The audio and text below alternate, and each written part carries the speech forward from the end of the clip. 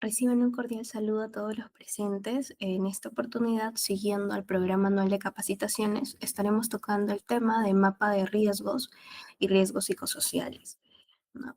Entonces, para iniciar, vamos a estarles explicando brevemente en qué va a consistir toda esta etapa de capacitación y qué puntos estaremos dando a conocer dentro de ello. Para ello, mencionarlos que primero estaremos identificando el objetivo, la importancia y el alcance de esta capacitación, al igual que las dimensiones que se han establecido, ¿no?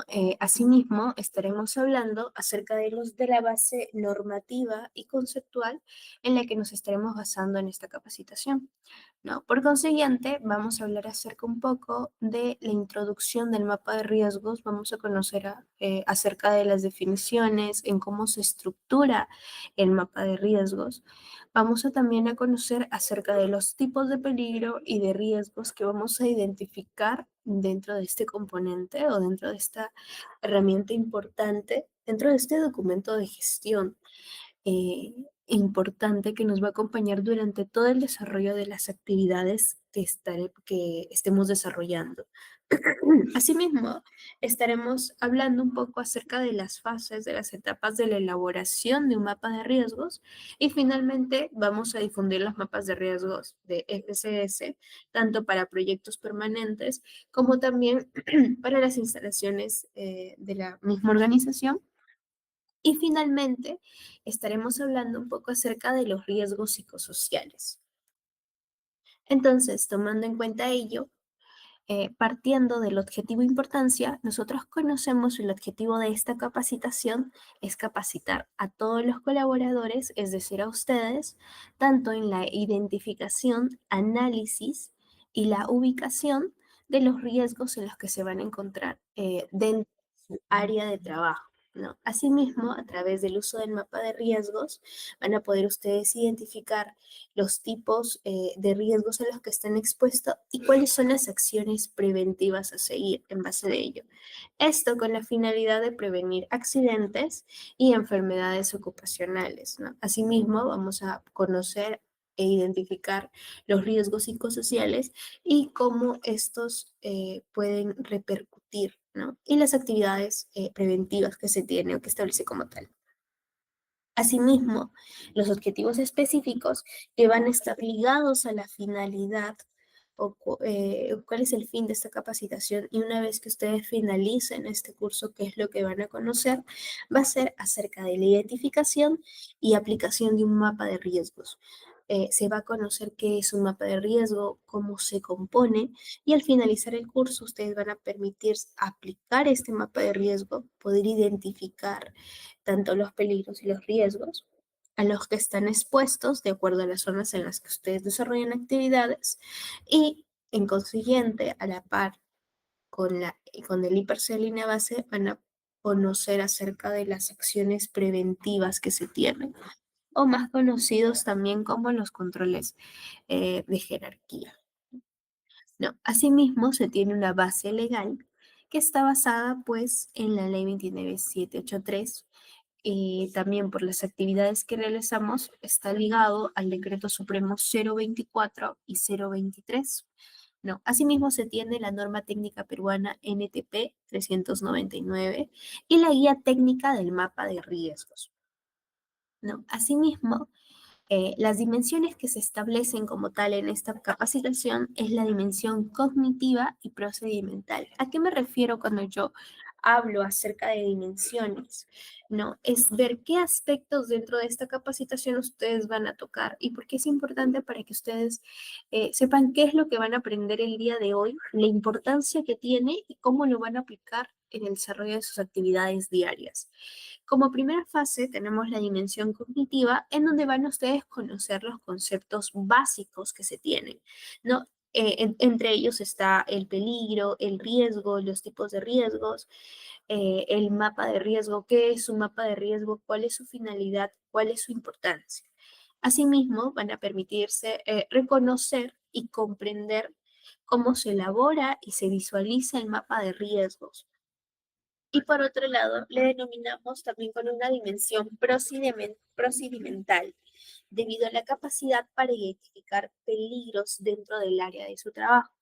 ¿no? Y ustedes se permitan o tengan la capacidad de poder clasificar estos riesgos según el nivel que tengan y la correcta ubicación de los símbolos dentro del croquis, ¿no? Saber identificar cada señal, cada símbolo que ustedes vayan a visualizar. Ok, vamos a dar una breve introducción. Para eso, un punto importante a tomar en cuenta es la base teórica, en las cuales se menciona que, de acuerdo al Decreto Supremo 005, el Reglamento de Seguridad y Salud en el Trabajo, vemos que un mapa de riesgo va a ser un plano de las condiciones de trabajo que puedan utilizar diversas técnicas para identificar y localizar los problemas. Y después de ello, las propias acciones de promoción o protección de la salud de los colaboradores a nivel de una empresa o servicios. ¿Qué trato de decir con esto? Básicamente. Y para ello vamos a tomar en cuenta también un poco la interpretación de qué es lo que se puede entender de acuerdo a este concepto. Básicamente que el mapa de riesgo va a ser una representación gráfica del área de trabajo donde se van a permitir identificar y ubicar los peligros y su nivel de riesgo a los que estamos expuestos, ¿no?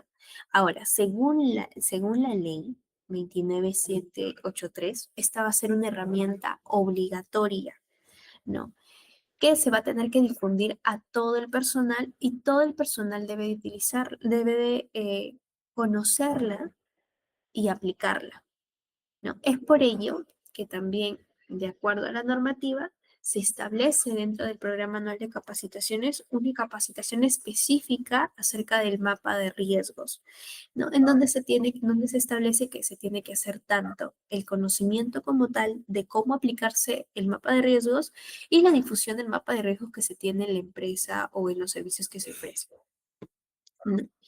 Y bueno, y como bien lo mencionábamos, al ser un documento pues obligatorio, esto quiere decir que está dentro del documento del sistema de gestión de seguridad, ¿no? Y bueno, y es de un punto obligatorio que se tiene que exhibir a todo el empleador. Ahora, ustedes se preguntarán, ¿y quién es el que elabora o participa dentro de este mapa de riesgos? ¿No? Entonces, para ello, déjenme comentarles que todos tienen que estar presentes, o bueno, tienen que tener una participación activa del mapa de riesgos, ¿no? Pero principalmente sus representantes son el sindicato, el representante de los trabajadores y el Comité de Seguridad y Salud en el Trabajo, ¿no? Ellos van a ser también parte participativa dentro de la elaboración del mapa de riesgos, sin dejar de lado a las personas pues que elaboran, diseñan este mapa de riesgos, también con la ayuda o soporte del área de seguridad.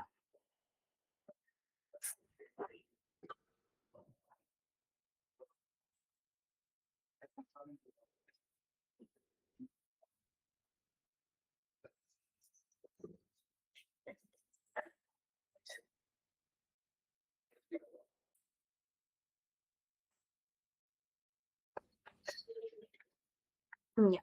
Ok, continuando, tenemos la base teórica que son las normas técnicas aplicables dentro del mapa de riesgos, en las cuales si nos regimos nosotros al Decreto Supremo 024 y 023, en la cual se indica, de acuerdo al artículo 97, que el titular de la actividad minera elaborará el mapa de riesgos en base al línea base. Para esto es necesario comprender que nosotros en sí tenemos una capacitación específica del línea base.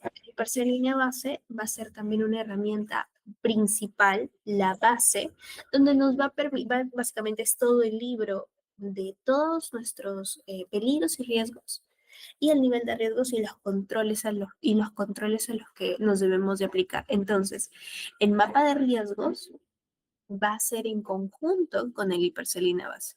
¿No? Va a ser una herramienta que también nos va a permitir pues aplicar todo, identificar nuestros peligros y los riesgos a los que estamos expuestos y con la ayuda del IPRC identificar cuáles son los controles que nosotros debemos de realizar para realizar acciones preventivas. Y por otro lado, de acuerdo al artículo 141, la alta gerencia de la empresa como tal tiene que realizar inspecciones.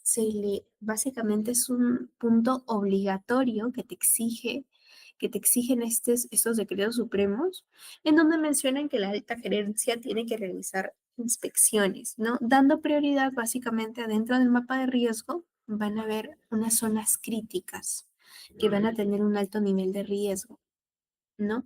Entonces, dentro de esos aspectos se les pide a toda la alta gerencia que pueda realizar estas inspecciones.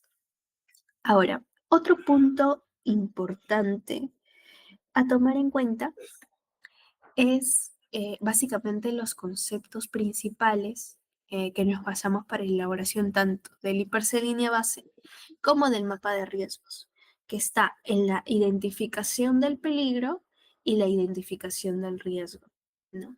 Para ello debemos de tomar en cuenta que un peligro va a ser una situación o característica intrínseca de algo capaz de ocasionar daños a las personas, equipos, procesos y ambiente.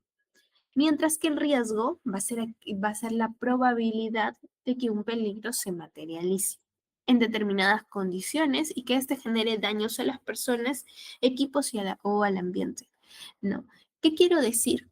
O en pocas palabras, ¿qué es? El peligro va a ser aquella fuente de daño, ¿no? Va a ser una fuente de daño que podamos nosotros identificar dentro de nuestro entorno de trabajo, dentro de nuestra área de trabajo, ¿no? Entre ellos, por ejemplo, un cable pelado.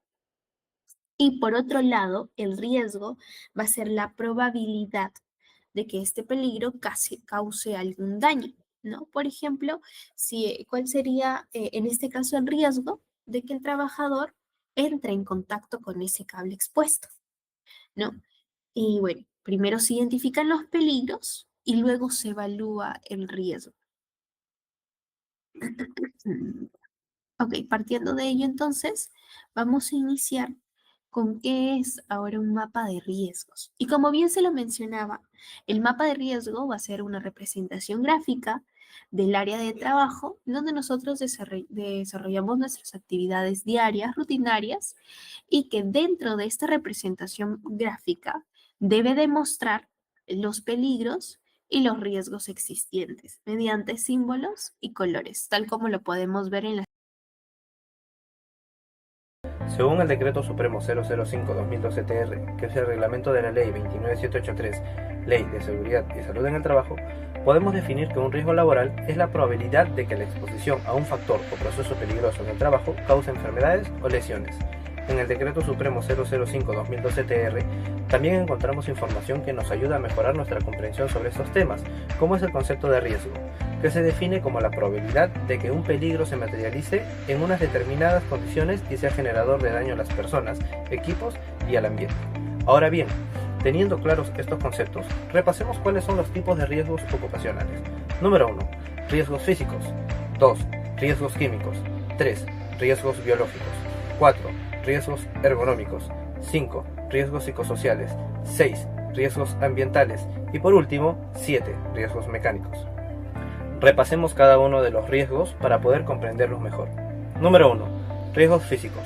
Cuando hablamos de riesgos físicos, nos referimos a todos aquellos factores ambientales que dependen de las propiedades físicas de los cuerpos, tales como ruido, iluminación, radiación ionizante, radiación no ionizante, temperaturas extremas y vibración.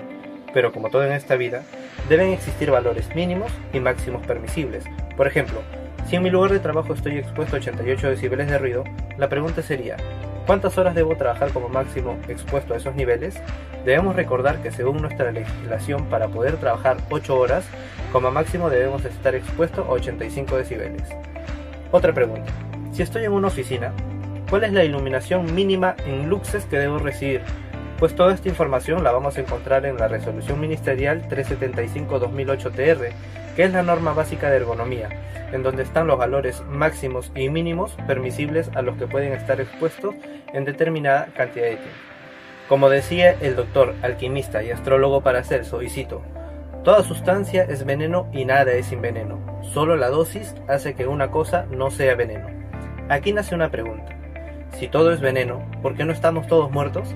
Es que depende de dos factores, la cantidad de la sustancia y el tiempo de exposición a la misma. Ahora, pasemos al punto número 2, riesgos químicos.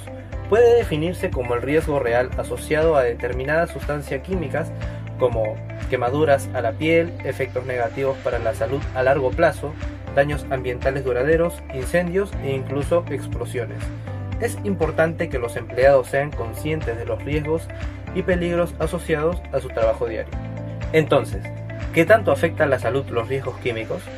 El nivel o grado de daño a la salud que genera la exposición a una sustancia química será determinada por la suma de diferentes variables como concentración del químico, vía de ingreso al cuerpo, tiempo de exposición, sensibilidad del afectado y naturaleza del contaminante.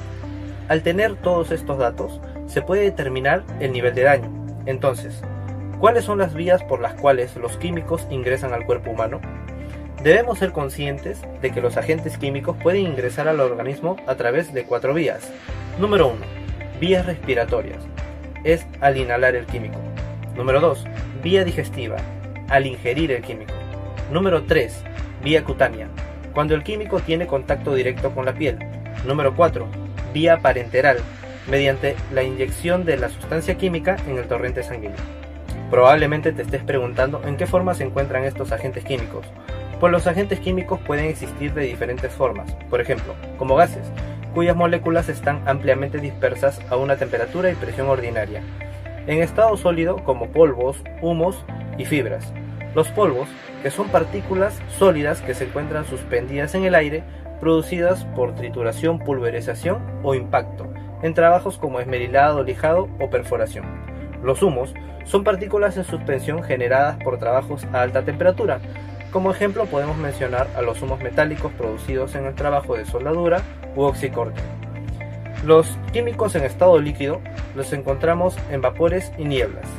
Los vapores son líquidos que pasaron a estado gaseoso, pero cuya naturaleza no es ser un gas, y las nieblas son gotas de líquido muy pequeñas que se encuentran suspendidas en el aire. En base a lo aprendido, existen varios tipos de peligros químicos. Repasemos los más relevantes. Asfixiantes. Son sustancias químicas o gases que pueden causar dificultad para respirar, pérdida de conocimiento o en su defecto, la muerte por asfixia. Los corrosivos.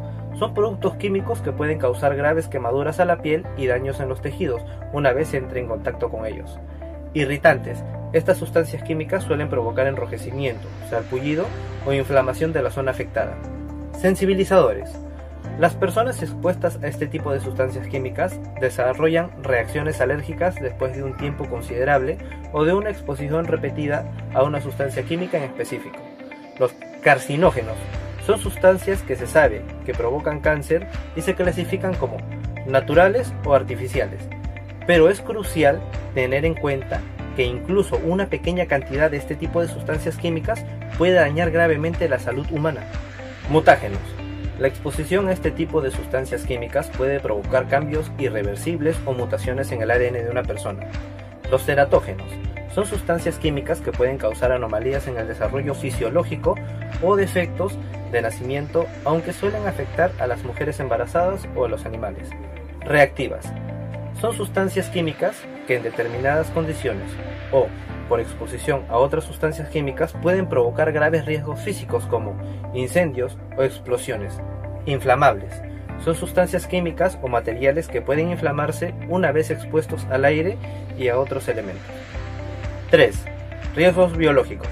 Aquí estamos hablando de microorganismos de naturaleza patógena como bacterias, virus, hongos y parásitos, que pueden infectar a los trabajadores y cuya fuente de origen es constituida por el hombre, animales, materia orgánica procedente de ellos y el ambiente de trabajo. Entre las ocupaciones con un mayor índice de riesgo biológico tenemos a los agricultores, carniceros, cocineros, trabajadores de salud, veterinarios, entre otros. Según la legislación peruana, es el empleador quien debe controlar adecuadamente la exposición de los agentes y sustancias tanto químicos como biológicos que pueden provocar problemas en la salud de los empleados. Para ello, se deben, en principio, identificar los agentes y sustancias nocivas que pueden estar presentes en el trabajo, determinando cómo pueden verse los trabajadores expuestos y perjudicados. Asimismo, examinar las medidas que se aplican para evitar daños y definir si son suficientes. Además, se debe proporcionar información, instrucción y capacitación al personal. Por último, la vigilancia de la salud del trabajador es indispensable. 4. Riesgos ergonómicos. Corresponden a aquellos riesgos que se originan cuando el trabajador interactúa con su puesto de trabajo y cuando las actividades laborales presentan movimientos, posturas o acciones que pueden producir daños a la salud. Entonces, ¿a qué nos referimos cuando decimos ergonomía? Algunos también la conocen como la ingeniería humana.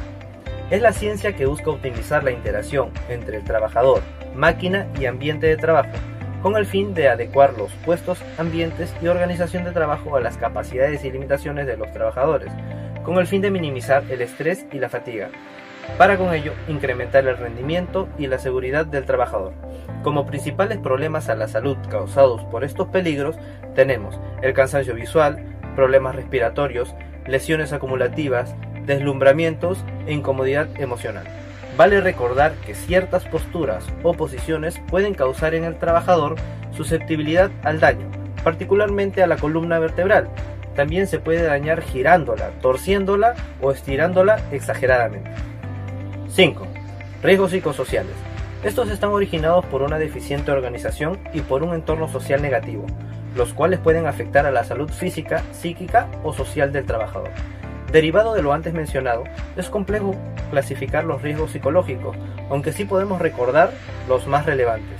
El estrés es el más global porque es una respuesta general a todos los factores psicosociales, pero es más correcto definir el estrés como un estado que se caracteriza por los altos niveles de excitación y de respuesta a la frecuente sensación de no poder enfrentar situaciones difíciles.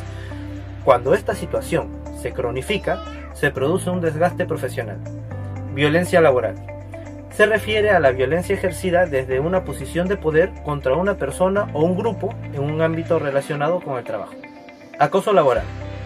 Está estrechamente relacionado con un mal clima en la empresa y un comportamiento negativo entre compañeros de trabajo, incluidos los supervisores o directivos.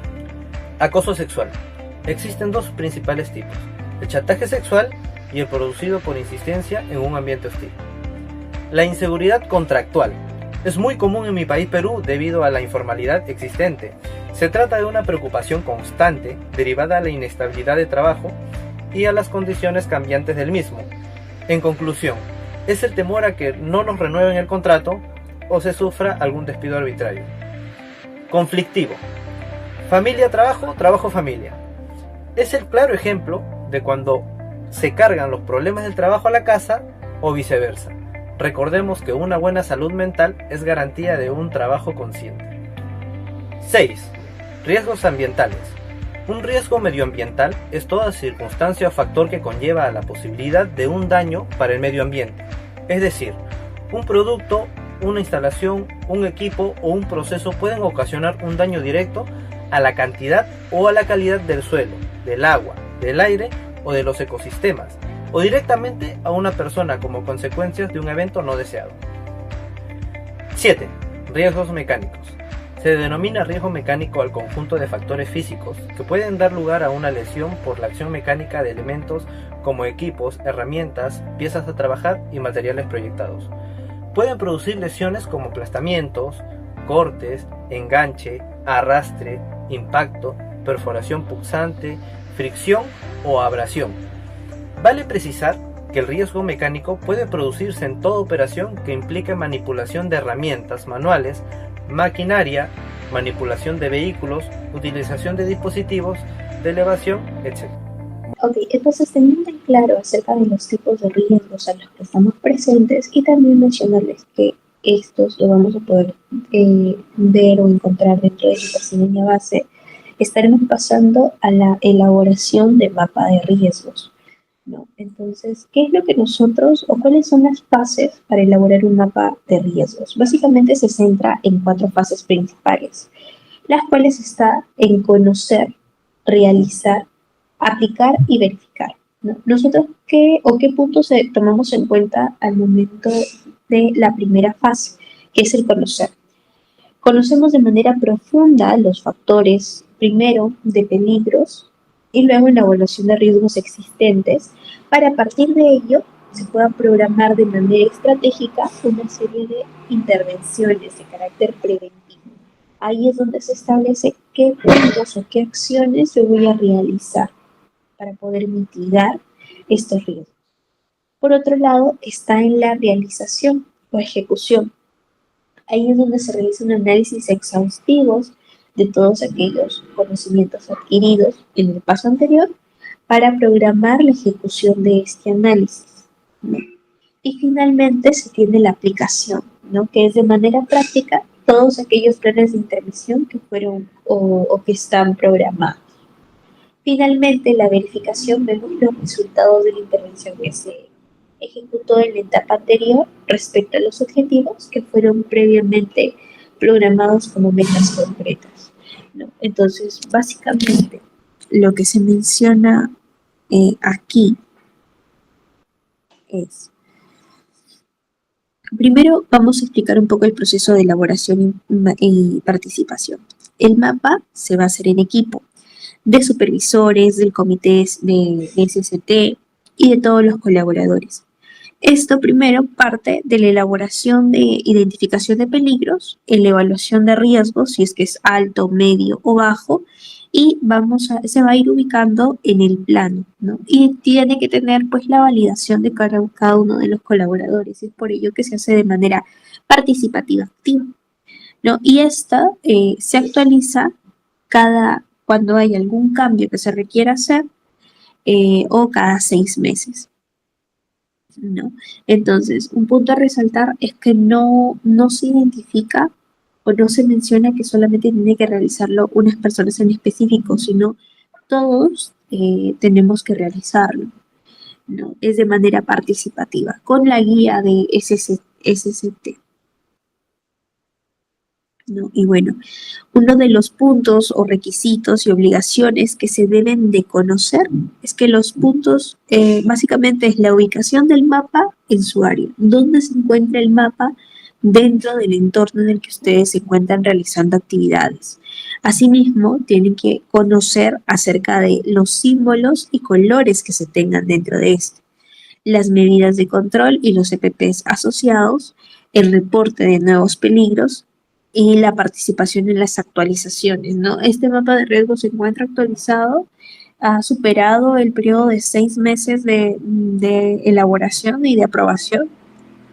Y bueno, y siempre se tiene que mantener en evidencia las firmas, ¿no? De que este mapa de riesgo ha sido difundido, las evidencias fotográficas, entre otros, ¿no? Entonces, ahora, vamos a entrar un poquito a detallar acerca de la estructura que tiene el mapa de riesgos, ¿no? Para que un mapa de riesgos pueda cumplir su función preventiva, debe de contener estos elementos principales. Primero, el croquis o el plano del área de trabajo, que es el que nosotros vemos por este lado. Luego también se tienen en cuenta las leyendas, ¿no? ¿Y para qué nos va a servir esto? Básicamente para indicarnos los riesgos que pueden existir dentro del trabajo, ¿no? Así como se puede ver acá en la atención del riesgo eléctrico, donde vemos un triángulo y dentro de ello pues un rayito. El croquis o el plano de trabajo como tal, ¿no? Y la identificación de los símbolos de los peligros. Ok. Por un lado vemos el croquis o plano de trabajo, que básicamente se representa el espacio físico real, donde se van a desarrollar las actividades, ¿no? Y por consiguiente, este debe de elaborarse de manera simple y clara, ¿no? Para que de esta manera a ustedes les pueda ser más rápido entenderlo. Y tiene que estar específicamente todo, ¿no? Tal como se puede ver en la siguiente imagen. Asimismo, está la identificación de zonas y procesos, ¿no? Cada zona o área de croquis debe de tener un nombre, ¿no? Por ejemplo, acá dice la sala de reuniones, los servicios higiénicos, el área de trabajo, el almacén, ¿no? Y es recomendable enumerar estas zonas, ¿no? Para que sean de un mayor acceso y mayor facilidad de comprensión. Ahora, como punto 3, tenemos la simbología de los tipos de riesgos, ¿no? Entonces, básicamente, esta simbología nos identifica a qué riesgo estamos expuestos, ¿no? A riesgo de caída de nivel, al riesgo biológico, de obstáculos, entre otros. Ahora, los colores según el nivel de riesgo, ¿no? Cada símbolo, cada señal que nosotros vemos tienen un color en específico y estos no se establecen porque uno quiera, sino porque ya está estipulado y porque van a tener un significado importante al momento de nosotros visualizarlo. ¿No? Cada zona o área del croquis debe tener un nombre código, ¿no? Entonces, para esto nos vamos a guiar de la siguiente tabla, en donde nos van a los principales colores que se establecen en este aspecto son cuatro, ¿no? El rojo, el amarillo, el verde y el azul. En el punto azul, que es lo que nosotros vemos aquí, es la obligación, ¿no? ¿Qué te indica? Te indica obligación de cada uno de ellos. Por ejemplo, cuando nosotros vemos a la persona aquí que está subiendo las escaleras y bueno, está rodeada, o bueno, básicamente este símbolo, el fondo es de color azul. ¿Qué es lo que nos quiere decir? Básicamente es el uso del punto obligatorio de los tres puntos de apoyo. El amarillo indica un riesgo moderado y este va a requerir de medidas preventivas y de vigilancia, ¿no? Por ejemplo, en el caso de riesgo de aplastamiento o de caída a diferente nivel, ¿no? Tal como lo podemos ver a continuación. El verde va a mencionar que es un riesgo leve o controlado, mientras que el rojo indica riesgo grave o inminente. Y bueno, y este va a requerir de un control inmediato. Ahora, parte de la estructura del mapa de riesgos está en el encabezado del mapa, ¿no? Entonces hay que conocer dos aspectos fundamentales y hay que saber diferenciarlo. Uno está el encabezado del mapa y otro está también que está en la parte inferior derecha, que es la que nosotros vemos a continuación. ¿No? Por un lado está la aprobación, ¿no? En donde nosotros, por ejemplo, vemos aquí en el encabezado el código que tiene como tal este documento, su versión y la fecha en la que se elaboró el formato como tal. ¿No? De esta fecha uno no se tiene que guiar, sino se tiene que guiar de la siguiente fila, de la fila que aparece más abajo, ¿no? En la cual nos muestra la fecha de la última revisión. Por ejemplo, en este caso, el mapa de riesgo de Marcobre, para este ejemplo, su última actualización ha sido el 13 de junio de este año, entonces tiene una vigencia actual. Y bueno, el lugar, la ubicación y los participantes, que como tal tiene que tener pues del comité de SST, ¿no? Y aquí también está la elaboración, la revisión y el aprobado, revisado por SGI y aprobado pues por la alta. Ahora, vamos a conocer, ya teniendo esos puntos identificados, y ya que conocemos un poco acerca básicamente de qué es un mapa de riesgo, para qué sirve, cuáles son sus beneficios, vamos a proceder a la difusión de los mapas de riesgo de FCS que se tienen como tal. Entonces, dentro de ello, para ello cabe resaltar que vamos a presentar primero el mapa de riesgo de Lima, ¿no? Entonces, un punto aparte aquí es, primero se les muestra las leyendas que se establece, bueno, que se identifica dentro del mapa de riesgo, ¿no? En esta leyenda encontramos todos los riesgos a los que estamos expuestos y los puntos obligatorios a tomar en cuenta. Con la fase de riesgos sociales, riesgos psicosociales laborales, ¿no? Hoy desarrollaremos pues un tema que muchas veces no se ve, no se toca y no deja señales visibles, ¿no? Como un golpe o una quemadura, como anteriormente lo estábamos viendo, que se podrían identificar los peligros y los riesgos a los que estamos expuestos en el mapa de riesgos. Sin embargo, estos afectan significativamente la salud, la seguridad y el desempeño de todos nosotros. Y cuando hablamos de ello nos referimos a los riesgos psicosociales, ¿no? Estos riesgos van a estar presentes en cualquier centro laboral y cuando se gestionan adecuadamente cuando no se gestionan, perdón, adecuadamente, estos van a poder generar estrés, ansiedad, fatiga, errores humanos, disminución del rendimiento e incluso accidentes, ¿no? Y básicamente el objetivo de esta capacitación en este aspecto es que cada uno pueda comprender qué son los riesgos psicosociales y cómo se manifiestan, ¿no? ¿Qué factores los generan? ¿Cómo podemos identificarlos? ¿Y qué medidas debemos aplicar para prevenirlos? La normativa peruana exige que todas las empresas puedan identificar y gestionar estos riesgos y por eso es importante pues entenderlos. Ahora, basándonos en el marco normativo, en el marco normativo legal, ¿no? En Perú los riesgos psicosociales no son un concepto opcional o reciente, están regulados desde varios años. Iniciando desde la Ley 29783, la Ley de Seguridad y Salud en el Trabajo, establece que la empresa debe proteger tanto la integridad física como la salud mental del trabajador, lo cual incluye identificar, evaluar y controlar los factores psicosociales. Luego seguimos con su decreto 005-2012, el cual detalla que las condiciones de trabajo deben garantizar un entorno laboral sano, libre de violencia, de hostilidad, de acoso moral o sexual y con adecuada organización del trabajo, ¿no? Ahora, dentro de ello, dentro de la ley 29783, en el decreto supremo 005-2012, en el artículo 33 y 103, tal como lo podemos ver en la pantalla, señala la obligatoriedad de contar con un registro de monitoreo de riesgos psicosociales, ¿no?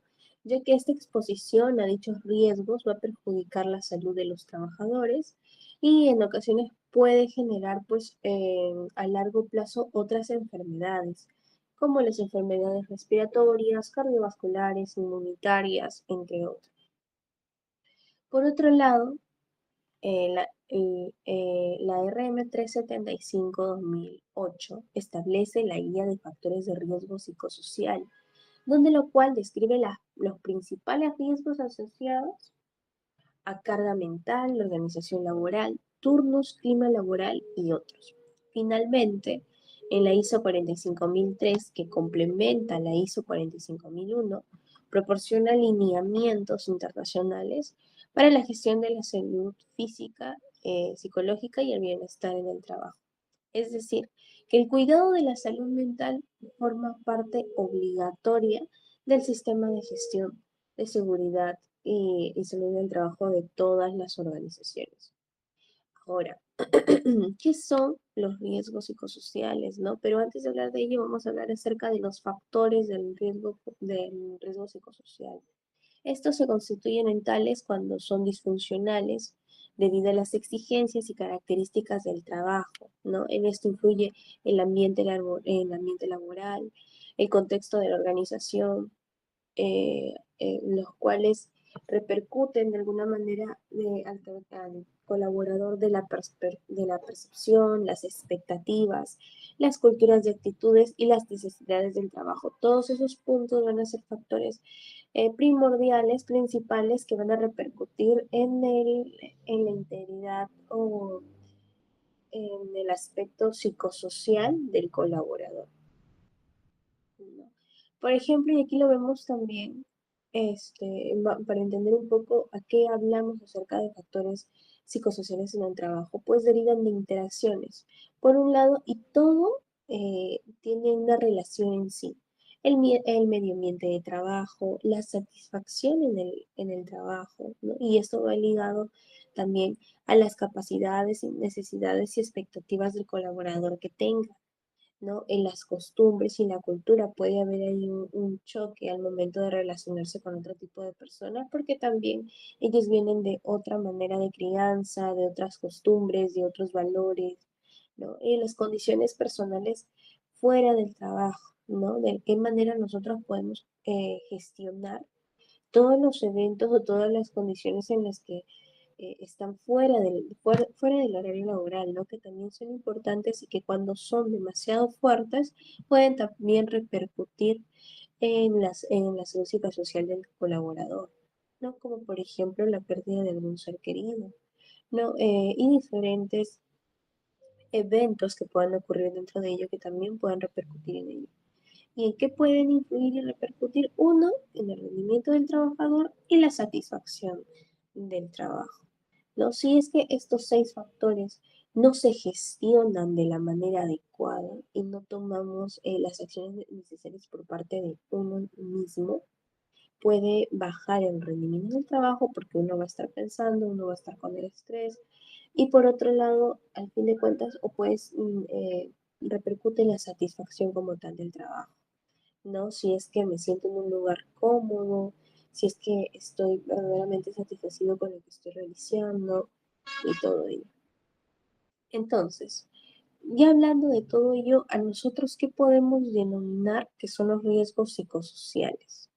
Pues los riesgos psicosociales van a ser condiciones del trabajo, la organización y el entorno laboral que van a poder afectar la salud mental, emocional y física de los colaboradores, ¿no? Esto va a incluir cómo está organizado el trabajo, cómo nos supervisan, cómo nos organizamos, cuáles son las funciones que debo de presentar o que debo de realizar, qué necesidades voy a tener, las relaciones entre compañeros, las exigencias o cargas laborales, el ambiente emocional, el conflicto entre trabajo y vida personal y el trato que recibimos, como bien lo comentábamos. Lo más importante es reconocer que estos riesgos son silenciosos, pero tienen un impacto directo en nuestra productividad, nuestra concentración, nuestra seguridad y nuestra vida diaria, ¿no? Entre los principales factores de riesgos psicosociales, tal como le veníamos comentando, era, por un lado tenemos la carga de trabajo. Una carga laboral inadecuada ocurre cuando el trabajador tiene demasiadas tareas, tiene tiempos muy reducidos o exigencias excesivas, ¿no? Lo cual puede generar estrés, agotamiento, errores y malestar, ¿no? También existe la carga mental que aparece cuando tenemos que procesar demasiada información, cambios repentinos o tareas complejas sin suficiente capacitación, ¿no? Y ahí es cuando también nos puede agarrar el estrés, los dolores de cabeza, los dolores de espalda, los dolores de los huesos, ¿no? La falta de control sobre el trabajo, la cual se refiere a cuando el trabajador no puede decidir cómo organizar sus actividades, cuando no tiene autonomía o cuando todo debe hacerse bajo presión o supervisión excesiva, apagando incendios, ¿no? Como lo dicen en algunas frases, lo cual puede producir tensión y sensación de incapacidad.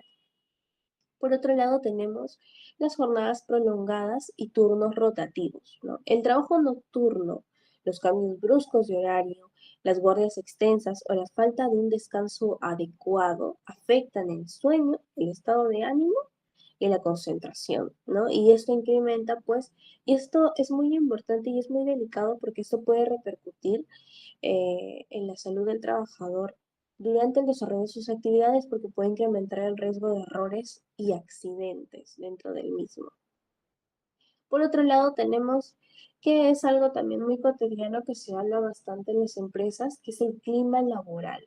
Un clima laboral negativo, conflictivo, va a generar ansiedad, baja motivación y desgaste emocional, ¿no? Incluye discusiones constantes, favoritismos, rumores o desorganización y las relaciones sociales laborales deficientes, ¿no? Aquí cuando no existe una buena comunicación, cuando hay falta de apoyo entre compañeros o cuando el supervisor no brinda orientación clara, la productividad, ¿qué va a hacer? Va a disminuir y el estrés va a aumentar.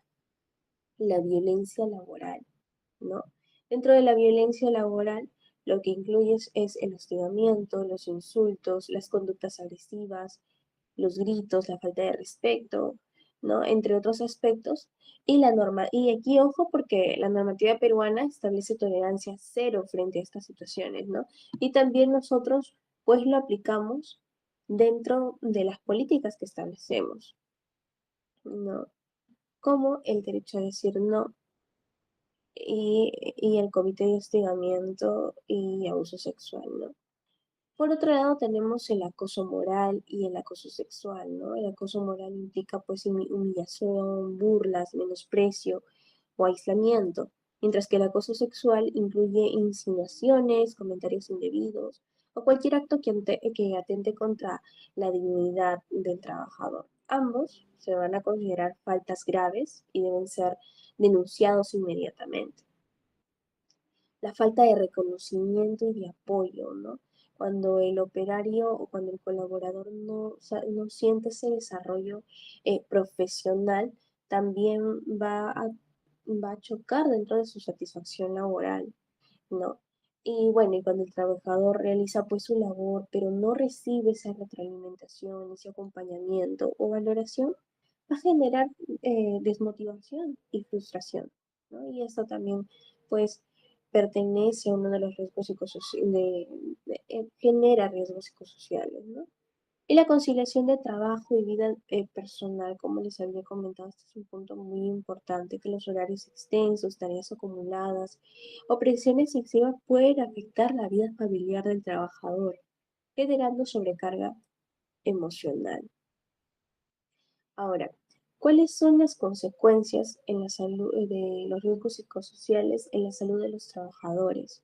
Es importante reconocer que los riesgos psicosociales no solo generan estrés, sino también consecuencias físicas, emocionales y organizacionales. Por ejemplo, cuando una persona está con demasiada presión y con demasiada falta de reconocimiento y apoyo, el acoso moral y acoso sexual, bueno, los factores que hemos estado viendo anteriormente, ¿qué es lo que pueden generar al trabajador? Primero, un estrés crónico, los dolores musculares, el insomnio, la ansiedad, la irritabilidad, fatiga mental, problemas cardiovasculares, la disminución de la autoestima, y la depresión. Y todo eso también, recordemos que conlleva también a bajar las defensas dentro de nuestro organismo y estamos propensos a tener otras enfermedades, ¿no? Y eso por un lado, ¿no? Al colaborador.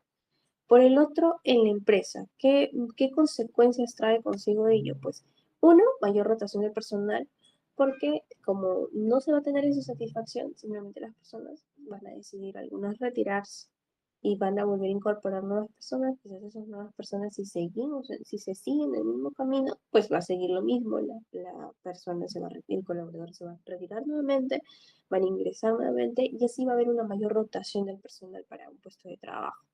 ¿No? El aumento del ausentismo, ¿no? El aumento del ausentismo, los bajos niveles de productividad, los errores, los accidentes laborales, ¿no? Debido a que nos encontramos tensionados, pensando en otra cosa, distraídos, lo cual puede hacer que no nos enfoquemos correctamente en el desarrollo de nuestras actividades y dentro de ello nos puede pasar pues algo. La disminución de la calidad del servicio, ¿no? Como tal, los conflictos internos y generalmente pues el mal clima laboral, que es el terror de algunas empresas, ¿no?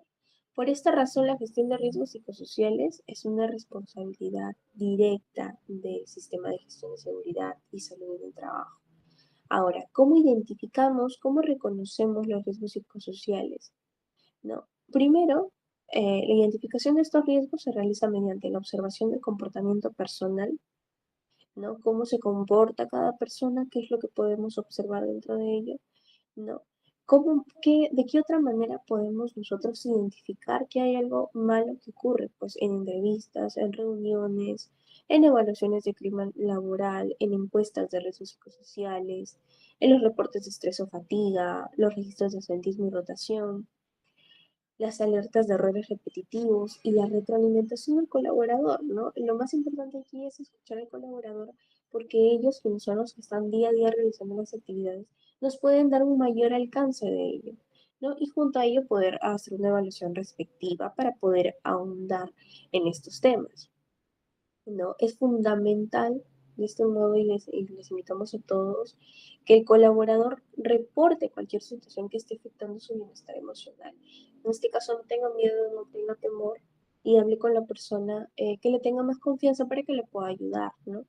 Y también al área de recursos humanos, ¿no? Ahora, ¿Cómo reconocemos dentro de nuestra empresa si es que también estamos propensos? Pues primero, identificar o evaluar las características de la tarea, ¿no? Cuánta cantidad de trabajo hay, cuánta monotonía hay en el desarrollo de estas actividades, entre otros. Por otro lado, tenemos la estructura de la organización, una estructura correcta, una estructura trazada de cómo se va a organizar la empresa, se van a definir las competencias adecuadas, ¿no? Y a ello también a la búsqueda del perfil de puesto.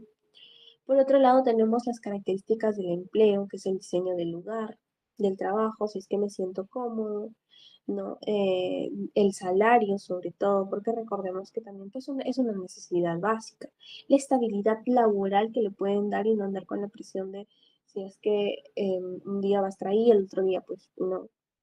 Las características de la empresa, quizás el tamaño, la ubicación, la imagen social, ¿no? La actividad de la empresa que establece como tal, la estructura jerárquica, los canales de comunicación, el desarrollo profesional, en la organización del tiempo, en la manera de cómo nosotros pues gestionamos este tiempo.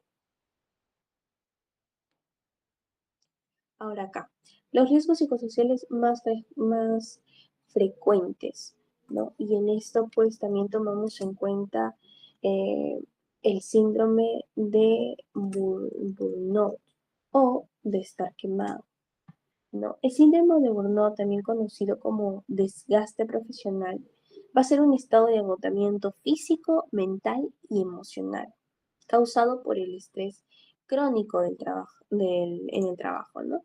Y este se caracteriza por tres síntomas principales. Uno, el agotamiento emocional, nos sentimos cansados, ¿no? A pesar de quizás haber dormido lo suficiente, la despersonalización, que quiere decir la actitud cínica hacia el trabajo o los clientes, ¿no? Que ya no se toma en serio, hay un incentivo de por sí, y una menor sensación de realización personal, de desarrollo profesional, ¿no? Y algunos de los síntomas, pues son el agotamiento físico y mental, ¿no? Que viene a ser la fatiga, la pérdida de energía generalizada, los dolores musculares y migrañas.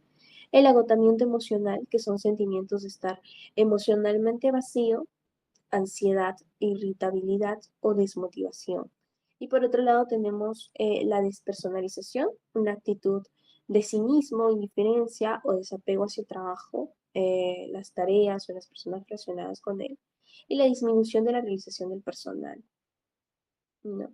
Y esto, básicamente, ¿cómo inicia? Primero, es por las expectativas que tiene el colaborador con respecto a su nuevo puesto de trabajo, viene con altas expectativas, pero también no se da cuenta de la realidad y que puede enfrentarse a diversas situaciones.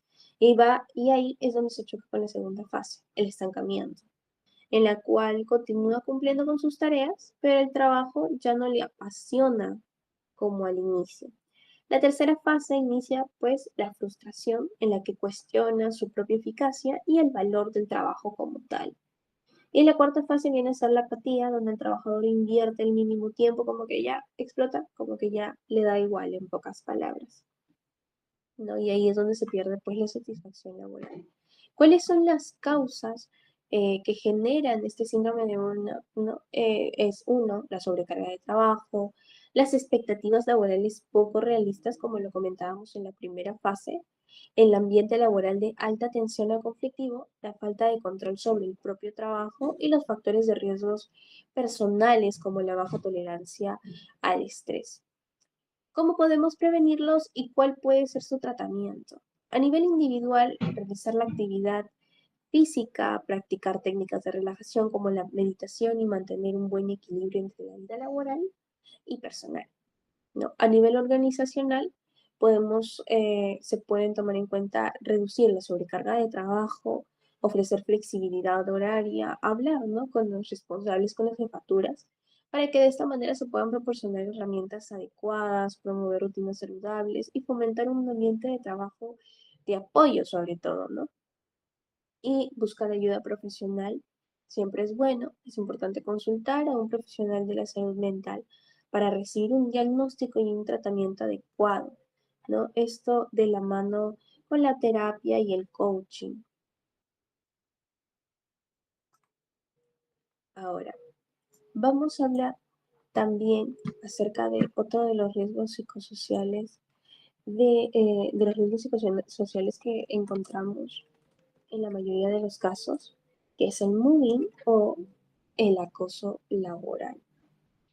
No, el mobbing o acoso laboral se va a definir como un conjunto de acciones o comportamientos hostiles, verbales o psicológicos ejercidos de manera pues sistemática y persistente por parte de uno o más individuos, ¿no? Que pueden ser los colegas o superiores, ¿no? O jefe quizás, ¿no? Hacia una persona en su entorno de trabajo. ¿Esto con qué? Con el objetivo de humillar, ofender, desestabilizar emocionalmente, dañar la salud, el desempeño y en última instancia pues lograr que abandone el empleo, ¿no? Lo cual pues viene a ser el comportamiento irracional al que se refiere este concepto, ¿no? Que bien lo comentamos, consiste en la humillación, discriminación, amenaza. ¿No? Las características claves que encontramos dentro de este riesgo es que no se trata de un conflicto aislado o un desencuentro puntual, sino de una serie continua de hostigamientos a lo largo del tiempo. ¿No? Si vemos que anda con comentarios muy frecuentes cada vez que nos ve y todo ello, y ahí por ahí es una característica clave en ese punto. La intencionalidad dañina, ¿no? El propósito es infligir daño psicológico, moral o físico a la víctima o a la persona que esté en ese momento.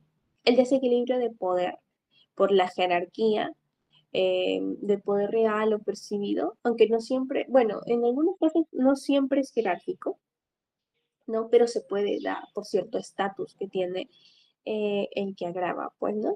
Y afecta la salud del desempeño, los efectos negativos pues impactan en la salud mental y física del colaborador, así como su rendimiento laboral. Ahora, hay tipos de moving según la jerarquía.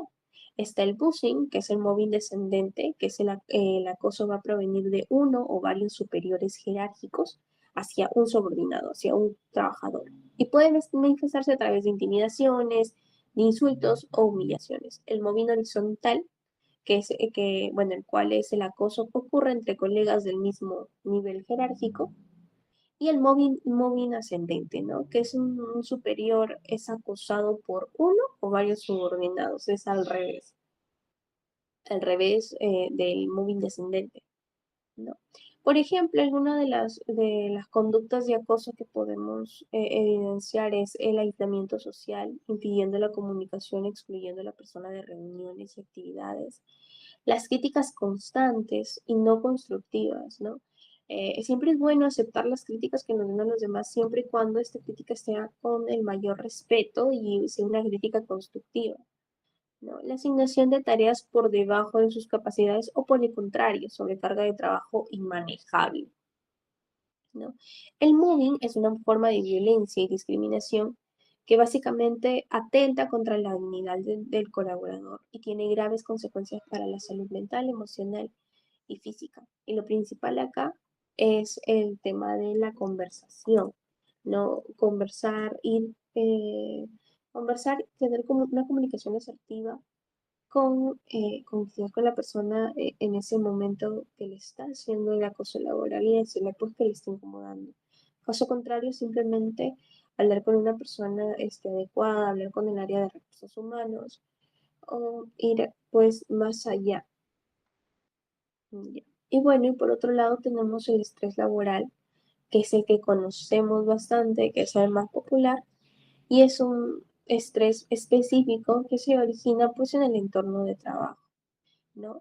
La OMS lo define como la reacción física y emocional, lo que puede tener un individuo ante exigencias y presiones laborales que no se ajustan a sus conocimientos y capacidades y que ponen a prueba su habilidad para afrontar la situación, ¿no? Y esto quizás, ¿en qué se diferencia del estrés, del síndrome de Burnout, que es un estado de agotamiento crónico, ¿no? Resultado de un estrés, el síndrome de Burnout va a ser un estado de agotamiento crónico a raíz del estrés laboral sostenido, ¿no? El estrés laboral va a ser una respuesta inicial y natural del cuerpo, que en ocasiones puede ser positiva en un estrés, pero si se prolonga en el tiempo sin un manejo adecuado, se vuelve perjudicial, ¿no? Que es el distrés. Los síntomas más comunes que nosotros vemos en el estrés laboral son físicos. Empezamos a sentirnos fatigados, con dolores de con dolores de cabeza frecuentes. Hay bastante tensión muscular, problemas gastrointestinales, el insomnio y la presión arterial alta. Las emociones mentales, estamos en constante ansiedad, irritabilidad, cansancio físico, el bajo estado de ánimo, la apatía. En la parte conductual vemos las relaciones hostiles continuadas, el aumento de ausentismo laboral, la disminución del rendimiento, la productividad. Hay una menor motivación, y en casos pues ya superiores, ya demasiado graves, se pueden incluso el desarrollo de adicciones, ¿no? Como al tabaco, a los juegos, entre otros, ¿no? Las causas principales del estrés laboral, como lo veníamos comentando, son las cargas de trabajo excesivas, la falta de control sobre las tareas, la poca claridad en las funciones o expectativas del puesto, la falta de apoyo por parte de los superiores o colegas y las jornadas laborales pues muy estrictas o de poca flexibilidad. Ahora, ¿qué medidas de control y prevención nosotros podemos tomar en cuenta o podemos aplicar en la organización para poder abordarlas de manera adecuada? ¿No? En este caso, las medidas organizacionales se basan netamente en la asignación adecuada de cargas de trabajo, la distribución correcta de funciones, ¿no? Definir roles y responsabilidades claras, como lo veníamos comentando anteriormente. La comunicación interna va a ser clave, un punto clave para este aspecto. Los programas de descanso adecuados, la capacidad en gestionar el tiempo, proveer apoyo emocional o psicológico, ¿no? Las medidas para los colaboradores, para los que me están escuchando, es uno, reportar. Reportar situaciones cuando se sientan estresados, cuando se sientan quizás humillados, ¿no? Hay una falta de respeto, ¿no? Usar los canales de comunicación ya de por sí establecidos, mantener un ambiente de respeto, cumplir con los descansos, organizar las tareas priorizando lo urgente, evitar discusiones o conductas agresivas. Para los supervisores, para aquellos supervisores que tienen un equipo de trabajo, que tienen a varios miembros de trabajo a cargo, ¿no? Como también las jefaturas. Primero, en brindar instrucciones claras. Reconocer el trabajo, ¿no? Reconocer cuando una persona hace correctamente bien su trabajo. Así como se llama la atención, también hay que felicitar al colaborador cuando realiza actividades y las ha hecho de la manera adecuada, excelente, ¿no? Evitar gritos, ¿no? Hay que controlar, hay que gestionar correctamente nuestras emociones y nuestra irritabilidad, ¿no? Promover un clima laboral respetuoso, ¿no? Trabajar en equipo para lograr obtener el mismo fin, ¿no? De la mejor manera posible, ser accesible, ¿no? Demostrar esa accesibilidad para que los demás nos tengan esa confianza de poder contar ello, ¿no? Y tener esa confianza y poder realizar las tareas de manera adecuada, ¿no? En un ambiente laboral tranquilo y resolver conflictos sin recurrir pues a la agresión. Las señales de alerta en un colaborador van a ser, y esto para todos los supervisores, jefaturas, incluso los mismos colaboradores, ¿no? Cuando vean quizás a un compañero que presenta pues estas señales, tomarlo en cuenta, ¿no? Como son los cambios bruscos de humor. De la nada el señor fulanito está feliz y de un momento a otro anda amargado, ¿no? El aislamiento, simplemente decide alejarse. Come quizás de manera separada, come en su asiento y ya no habla tanto con los demás compañeros de trabajo. La pérdida de motivación, ¿no? La distracción frecuente, ya no estamos concentrados, ya no estamos con un enfoque, sino simplemente como que nos da igual, ya nos causa aburrimiento. El bajo rendimiento, ¿no? ¿Qué fue este? Fulanito siempre hacía sus cosas correctamente, siempre estaba animado y ahora vemos que está muy cansado, que ha bajado su rendimiento.